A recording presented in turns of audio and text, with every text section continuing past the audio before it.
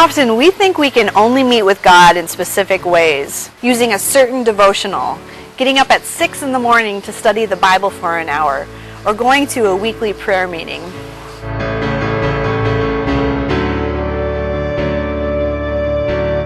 When this happens, we begin to worship the discipline itself rather than the God who we're seeking to meet with.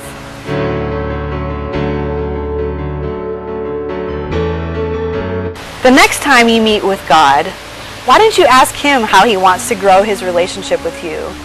It might be through praying with a friend, or fasting from something for a while, or even spending time in silence.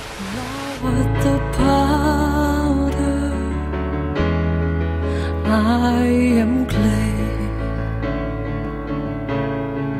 Mold me and make